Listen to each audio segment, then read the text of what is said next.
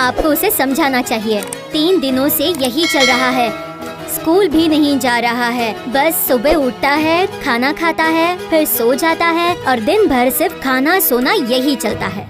School जाकर मैं क्या हाथी घोड़ा लूंगा, और खाने की क्या कमी है मुझे घर में? हाँ? अरे बेटा, ये क्या बोल रहे हो तुम? तुम्हारे पिताजी दिन रात काम करते रहते हैं, परिश्रम करते रहते हैं ताकि हमें खाना मिल सके। अगर तुम ऐसा करोगे तो कैसा चलेगा बेटा? तुम्हारे बड़े भाई विजय को देखो, स्कूल से आते ही मेरे लिए खाना खेत में लेकर आता है, मेरे काम में मदद करता है।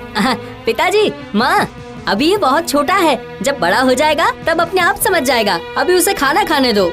देखो ना, अभी फिर से नींद आ रही है उसे।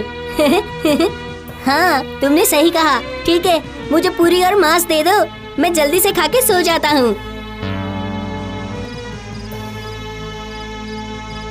कहाँ गई भाग्यवान? मेरे लिए पान लेकर आना। हाँ हाँ, देती हूँ। ये लीजिए। अरे कल सुबह मुझे धान बेचने के लिए शहर जाना होगा, समझे? सुबह जल्दी जाना होगा और मुझे आते आते रात हो जाएगी। मुझे बस यही चिंता हो रही है भाग्यवान, कल धान के खेत में पानी कौन डालेगा सारा दिन, फसल बर्बाद न हो जाए। ओ आप भी ना, आप चिंता मत कीजिए, मैं सब कुछ तैयार करूँगी, आपको खाना मिल जाएगा। कैसे? आपके बड़े बेटे ने पहले ही मुझे बता दिया है कि वो सुबह उठकर गुड़ रोटी खाकर आपके साथ चला जाएगा।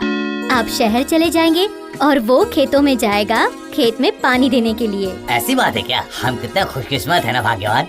मेरा बेटा कितना समझदार है इस उम्र में, देखो हमारे सुख दुख में हमेशा खड़ा रहता है। हाँ? हाँ, विजय हमारा सबसे अच्छा बेटा है, लेकिन मुझे चिंता होती है हमारे बेटे अजय की। क्यों? उसने क्या किया? कुछ करता तो ठीक होता, लेकिन कुछ करता ही तो नहीं है ना। सिर्फ खाता पीता है, दिन भर सोता रहता है या फिर बाहर जाकर अपने दोस्तों के साथ बैठता है। पढ़ाई तो बिल्कुल नहीं करता, पता नहीं उसका क्या होने वाला है। अरे इतना मत सोचो, जब वो बड़ा होगा ना तो सुधर जाएगा।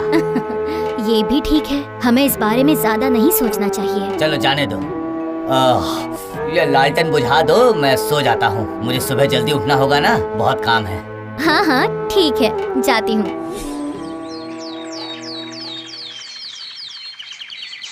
अरे आप कुछ खा कर जाते तो अच्छा होता, पूरा दिन बाहर का खाना खाना अच्छी बात नहीं है जी। अरे नहीं भाग्यवान, पहले ही मुझे बहुत देरी हो चुकी है और मैं देर नहीं कर सकता। मेरा खाना हो गया है माँ, आप मुझे रोटी और गुड़ दे दीजिए, मैं पिताजी के साथ जा रहा हूँ। जब वो शहर चले जाएंगे तो मैं खेतों का काम शुरू कर दूंगा। हाँ बेटा, देती हूँ।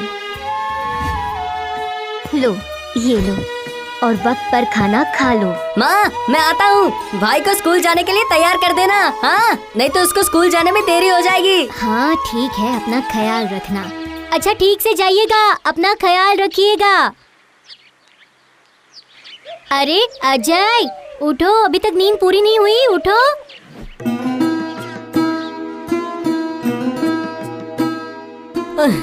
आज इतनी धूप है कि मैं थक गया, मैं पेड़ के नीचे जाकर आराम कर लेता हूँ।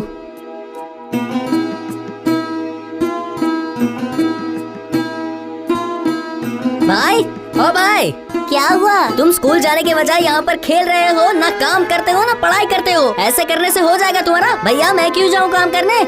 मेरे को कोई कमी है क्या?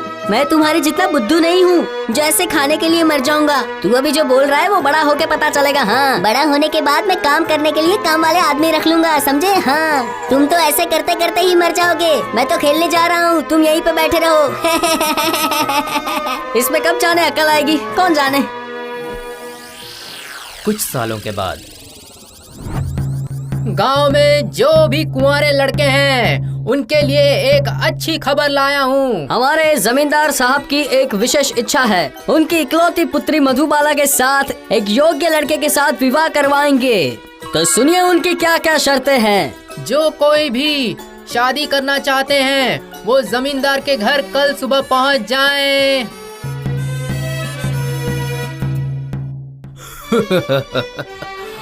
आज मैं तुम्हें 500 सोने की मुद्राएं और 5 एकड़ जमीन दूंगा खेती के लिए, जिस पर तुम खेती कर सकोगे। और 1 साल बाद हम सब लोग यहीं पर इकट्ठा होंगे और उस जमीन से जो सबसे ज्यादा पैसा कमा कर लाएगा वो बनेगा मेरा दामाद और उसी से मेरी बेटी शादी करेगी। हाँ बिल्कुल जमींदार साहब, बिल्कुल बिल्कुल, आप एकदम सही कह रहे हैं। बिल्कुल बिल्कुल बिल्कुल। मेरी एक और शर्त है, जो मेरी समय की अवधि दी गई है उसमें किसी ने मेरे पैसे नहीं लौटाए, उसे दंड के तौर पे अगले 1 साल तक जमींदार के यहाँ नौकर बनकर रहना पड़ेगा। जो आप बोले जमींदार साहब।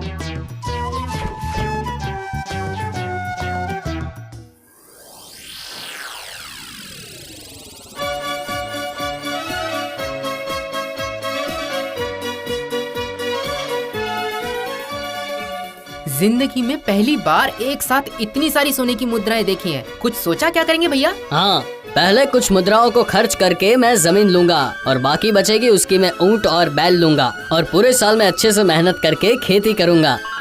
उससे मैं बहुत ज्यादा रोजगार कर पाऊंगा। आप तो बेवकूफ के बेवकूफ ही रहेंगे। पता है मैं क्या करूंगा? क्या करोगे? ये मुद्रा में से आधी मुद्राओं को खर्च करके 4 किसानों को मेरी जमीन पर काम करने के लिए रख लूंगा। और अगले 1 साल तक उन 4 किसानों से मैं बहुत सारा काम करवा के बहुत सारे पैसे कमाऊंगा, समझे? और बाकी मुद्रा का क्या करोगे? और बाकी के पैसे से मैं 1 साल तक मजे करूंगा। भैया आप में ऐसी बुद्धि कहाँ?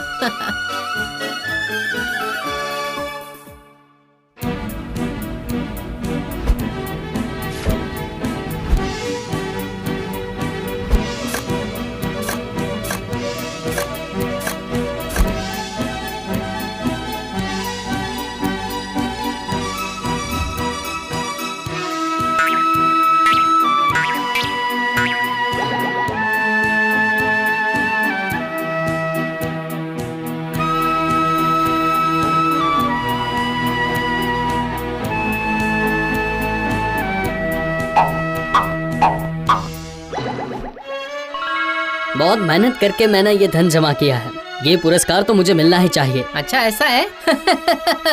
रुको रुको, मैं जरा अपने किसानों से मिलकर आता हूँ, फिर हम एक साथ जमींदार को मिलने चलते हैं। हाँ ठीक है, लेकिन जल्दी आना भाई।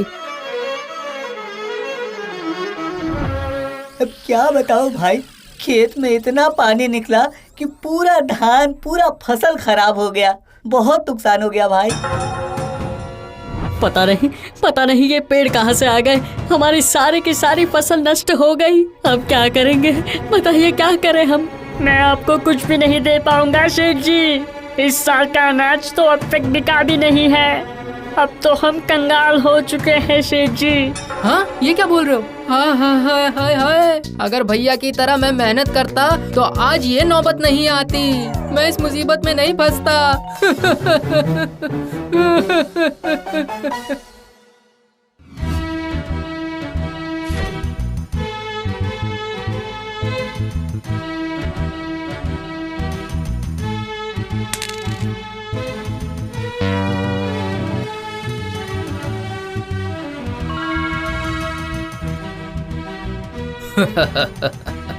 मैं आज अति प्रसन्नता के साथ अपनी बेटी मधुबाला की विवाह की घोषणा विजय के साथ करता हूँ। विजय अपनी मेहनत और बुद्धि के बल पर इस परीक्षा में वो पास हो गया, यही उसका इनाम है।